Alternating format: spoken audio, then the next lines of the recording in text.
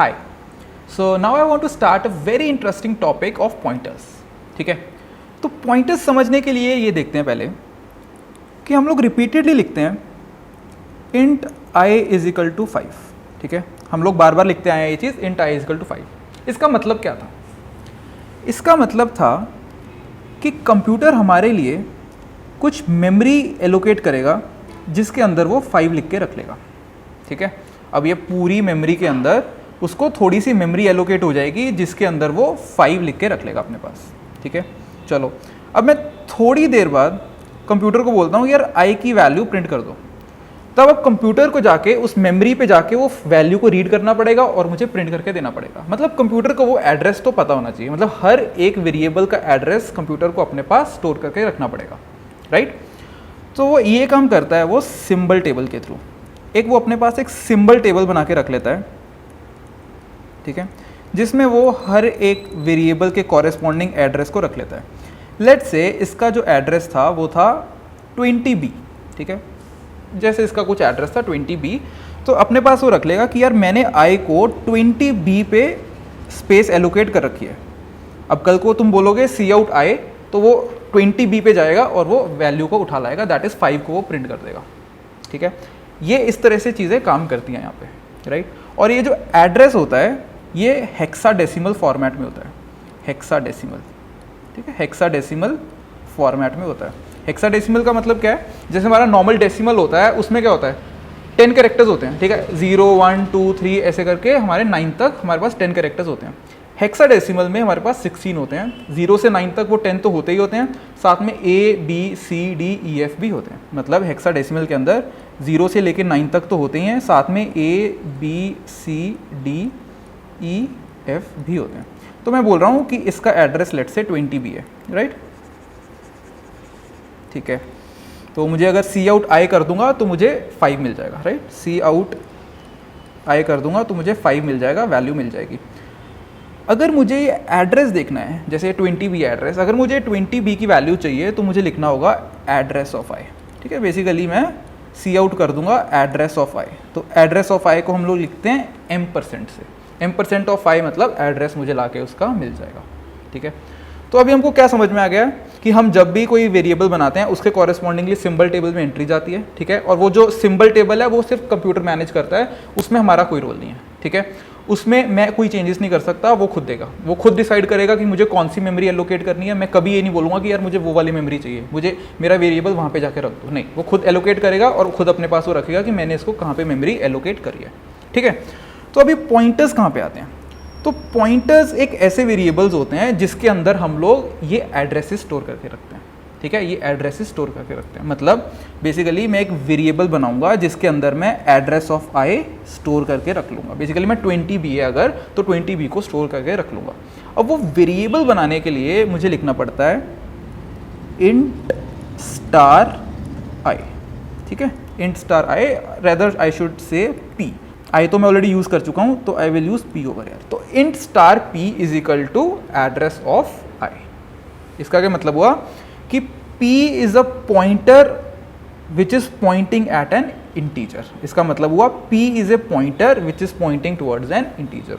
जैसे हम लोग को कोई इंटीजर बनाना होता है हम क्या लिखते हैं int a is equal to 5. एक पॉइंटर बनाना होता है int star a is equal to. ठीक है, अगर a हमारा पॉइंटर है तो इंट स्टार हो जाएगा, इंट की जगह इंट स्टार लग जाएगा, दैट्स इट. तो अभी यहाँ पे int star p is equal to address of i. इसका मतलब है p is a pointer which is pointing towards an integer, that is i. इसका सिर्फ इतना सा मतलब है. और इसको मैं अगर लिखूं तो बेसिकली एक p नाम की एक एंट्री बन जाएगी सिंबल टेबल में. लेट्स से वो खुद पड़ी है 30B के ऊपर. ठीक है, 30B के ऊपर पड़ी है. सो लेट्स से ये एक पॉइंटर है 30B के ऊपर पड़ा है और इसके खुद के अंदर क्या स्टोर होगा, इसके अंदर 20B स्टोर होगा. बेसिकली ये एक p पॉइंटर है जो खुद पड़ा है 30B के ऊपर, लेकिन इसके अंदर हमारे पास एक एड्रेस स्टोर्ड है. ये हमारा एड्रेस स्टोर्ड है, मतलब ये बेसिकली किसी इंटीजर के ऊपर पॉइंट कर रहा है, वो इंटीजर 20B पे पड़ा है. इस पूरी चीज़ का मतलब ये है. तो p is a pointer over here.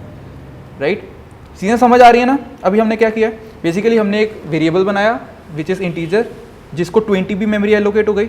वो 20B हमने स्टोर कर लिया एक पॉइंटर के अंदर, और वो जो पॉइंटर खुद है वो 30B पे पड़ा है. ठीक है, ये 30B 20B मैं खुद से कुछ भी ले रहा हूँ. राइट, चलो ठीक है। द नेक्स्ट थिंग इज हमारे पास एक चीज़ होती है डी रेफरेंस, ठीक है, डी रेफरेंस वैल्यू होती है। अगर मुझे P के थ्रू मुझे I की वैल्यू जाननी है तो I can write star P over, ठीक है। मैं अगर ये स्टार P लिख दूंगा, स्टार P से मुझे I के ऊपर जो वैल्यू है वो मिल जाएगी। इसका क्या मतलब होता है, स्टार P का मतलब ये है कि P जिस इंटीजर पे पॉइंट कर रहा है, जिस इंटीजर का एड्रेस P में है, उस एड्रेस पे जाओ और वो वैल्यू को रीड करके ले आओ। बेसिकली जैसे मैंने यहाँ पे लिखा था सी आउट इज इक्वल टू आई, तो इसकी वैल्यू क्या मुझे मिलती, क्या प्रिंट होता, 5 प्रिंट होता, राइट। 5 था ना हमारा, हाँ हमने 5 लिया था। सिमिलरली अगर मैं सी आउट स्टार P लिख दूंगा तो इसकी वैल्यू भी 5 आ जाएगी। बेसिकली I और स्टार P का मतलब सेम है, ठीक है। चलो इसको थोड़ा और आगे देखेंगे, अभी हमने जितना समझा है अभी तक इसको जल्दी से एक बार कोड करके देख लेते हैं, ठीक है। तो int I is equal to 5, ठीक है, int I is equal to 5, I के अंदर मैंने 5 स्टोर कर दिया, cout address of I, ठीक है। ये चीज़ हमने देखी थी कि m% I से हमको उस चीज़ का एड्रेस मिल जाता है। चलो ठीक है, देखते हैं क्या एड्रेस आता है इसका। तो क्लियर कर लेते हैं विंडो पहले।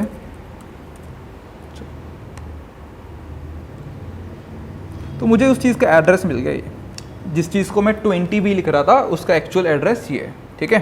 तो ये उसका एड्रेस है जो हमने एक वेरिएबल बनाया I, ठीक है। तो नेक्स्ट चीज़ हमने क्या बोली थी कि पॉइंटर बनाना है, int star P, int star P is equal to address of I, right. तो P के अंदर एड्रेस ऑफ I आ गया। So if I write C out P end line, so let's see क्या मिलता है। So हमको सेम पॉइंटर मिल गया, basically उसके अंदर एड्रेस आ गया। तो ऑब्वियसली इंट स्टार P से हम जब P प्रिंट कर रहा हूँ तो मुझे एड्रेस ऑफ I मिल रहा है, ठीक है। द नेक्स्ट थिंग हमने देखी थी अभी अभी डी रेफरेंस वैल्यू, ठीक है, D reference value that is D reference operator. Actually star P से हम लोग करेंगे तो मुझे 5 मिल जाएगा, ठीक है। बेसिकली मुझे I की वैल्यू मिल गई अगर मैं स्टार P से जा रहा हूँ। तो इसका मतलब ये हुआ कि मुझे 5 पे पहुँचने के लिए अब मेरे पास 2 रास्ते हो गए, या तो मैं I से चले जाऊँ या मैं P के थ्रू चले जाऊँ, राइट। यही होगा ना कि मैं I के थ्रू भी जा सकता हूँ, P के थ्रू भी जा सकता हूँ, तो कुछ फ़र्क नहीं है दोनों में। एक डिफरेंस है, लेकिन दोनों में एक डिफरेंस है। अगर मैं कुछ ऐसा लिख देता हूँ int A is equal to I, int A is equal to I, और अगली लाइन में लिख दूँ यहाँ पे A++, अब क्या होगा, मैं लिख रहा हूँ यहाँ पे int A is equal to I, तो A के अंदर भी 5 वैल्यू आ जाएगी, और A++ लिखूँगा तो A की वैल्यू 5 से अब 6 हो जाएगी, ठीक है। हमने देखा था ना प्लस प्लस करने से एक वैल्यू बढ़ जाती है, तो A की वैल्यू 6 हो जाएगी। क्या I की वैल्यू चेंज होगी? नहीं, I की वैल्यू अभी चेंज नहीं होगी, बिकॉज A के अंदर पहले I की वैल्यू आई और सिर्फ A में चेंज हो गया। I तो अभी भी वैसे पड़ा ना, बेसिकली I की ये कॉपी बन के A में आ गई, राइट। इसको समझो कि ये मेरा I वेरिएबल था, इसके जैसा मैंने एक A वेरिएबल बना लिया, ठीक है, और मैंने A में चेंजेस कर दी, 5 की बजाय मैंने काट के 6 कर दिया उसको, ठीक है। तो I तो अभी भी वैसे ही पड़ा है, तो इससे I में चेंज नहीं आएगा। बट अगर मैं कुछ ऐसा लिखता हूँ कि अगर मैं पहले P की वैल्यू किसी Q में डाल देता हूँ, int star Q is equal to P, int star Q is equal to P, तो ऑब्वियसली Q के अंदर भी क्या वैल्यू आ जाएगी, Q के अंदर भी वैल्यू आ जाएगी मेरी ये एड्रेस, जो एड्रेस था ना हमारे पास, Q के अंदर भी यही एड्रेस आ जाएगा। तो अगर मैं अभी स्टार Q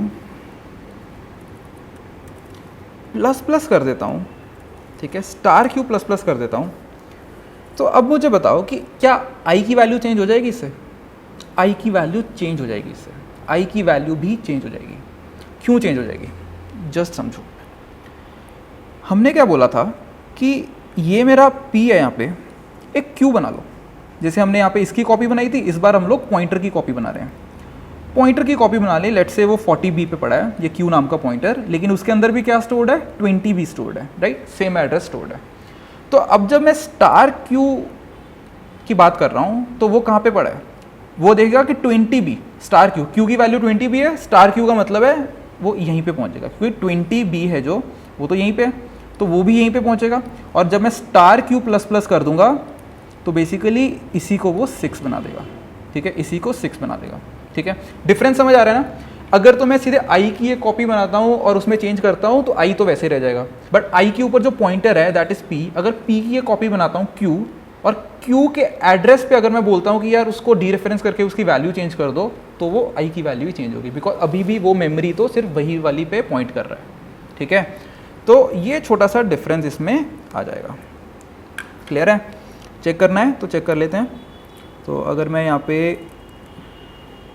सी आउट डालता हूँ, एंड लाइन, ठीक है, और फिर से सी आउट आई एंड लाइन डाल देता हूँ, तो देखते हैं दोनों की वैल्यूज़ क्या आती हैं, ठीक है। ये वाले को कमेंट कर देते हैं। चलो, तो दो ही चीज़ें प्रिंट होंगी, ये देखो, तो यहाँ पे तो 5 ही रही वैल्यू, जब हमने a++ किया तो i में कोई चेंज नहीं आया, लेकिन जब हमने *q++ कर दिया तब हमारे i में भी चेंज आ गया, ठीक है। समझ में आ रहा है ना? बेसिकली ये कि p और q दोनों के पास i का एड्रेस है। अब मैं चाहे p से वैल्यू चेंज कर दूं या मैं q के थ्रू जाऊं वैल्यू चेंज करनी, वैल्यू तो उस एड्रेस पे चेंज होगी ना। बट अगर मैं a की वैल्यू चेंज कर रहा था, a में तो जस्ट i की एक कॉपी बनी हुई थी, a के पास खुद का अपना एड्रेस है, सब कुछ अपना है, तो a में चेंज होगा, राइट। तो this was the difference. One last thing before wrapping up this session I want to talk about is कि हम जब पॉइंटर बनाते हैं, जैसे मैंने अभी यहाँ पे पॉइंटर बनाया, तो उसको किसी के एड्रेस के बराबर रख दिया, एक i के बराबर रख दिया, और i वेरिएबल मेरा है, ठीक है, वो मैं बना रहा हूँ तो मेरा वेरिएबल है, मैंने उसको i के एड्रेस के बराबर रख दिया। बट अगर मैं ऐसा कुछ पॉइंटर बना के छोड़ देता हूँ, सिर्फ डिक्लेयर कर देता हूँ int*p, दैट्स इट, मैं किसी के बराबर उसको इनिशियलाइज नहीं करता हूँ, मैं सीधे int*p लिख देता हूँ। इसका मतलब क्या होता है कि p के अंदर एक गार्बेज वैल्यू आ जाएगी। गार्बेज वैल्यू मतलब कुछ भी रैंडम वैल्यू आ जाएगी। गार्बेज वैल्यू मतलब कुछ भी रैंडम एड्रेस पड़ा होगा। हो सकता है कि वो जो रैंडम एड्रेस है उसके ऊपर कुछ ऐसी चीज़ पड़ी है जो कि कोई दूसरा प्रोग्राम यूज़ कर रहा है, जो कि मैं नहीं यूज़ कर रहा हूँ पर कंप्यूटर का कोई दूसरा प्रोग्राम यूज़ कर रहा है, तो हम लोग उसमें इंटरफेयर कर देंगे, ठीक है। मतलब जैसे समझो, अगर मैं यहाँ पे अगली लाइन में लिख दूँ *p++ कर दूँ, तो this is very very wrong. Because कर क्या रहा हूँ मैं बोल रहा हूँ कि यार ये जो भी p पॉइंटर है ये किसी गार्बेज एड्रेस पे है, ठीक है, इसके पास कोई गार्बेज एड्रेस है। अब वो गार्बेज एड्रेस पे जाओ और उसकी वैल्यू चेंज कर दो, वो मेमोरी मेरी है ही नहीं, ठीक है, that memory is not mine, वो बस रैंडम है और वो हो सकता है कोई और प्रोसेस उसको यूज कर रहा है, तो हम लोग इंटरफेयर कर रहे हैं। तो this is very very wrong. कभी भी हम लोग पॉइंटर को जब डिक्लेयर करेंगे इस तरह से नहीं करेंगे। हम हमेशा, अगर मेरे पास कोई वैल्यू है, मतलब मुझे पता है कि मुझे एड्रेस ऑफ i डालना है, तो मैं एड्रेस ऑफ i डाल दूंगा या किसी और वेरिएबल का एड्रेस डाल दूंगा। पर अगर मेरे पास अभी करंटली कोई एड्रेस नहीं है डालने के लिए, तो I will always right int*p = 0। मैं इस तरह से लिख दूंगा int*p = 0। जब हम इस तरह से इनिशियलाइज करते हैं then p is a null pointer, कि वो किसी की तरफ बेसिकली पॉइंट नहीं कर रहा है, तो वो एक नल पॉइंटर बन जाता है। तो हम लोग जब भी एक पॉइंटर को इनिशियलाइज करना है, या तो उसको किसी वेरिएबल के एड्रेस के बराबर डालो, अदरवाइज उसको 0 से इनिशियलाइज करो, कभी भी इस तरह से नहीं करना।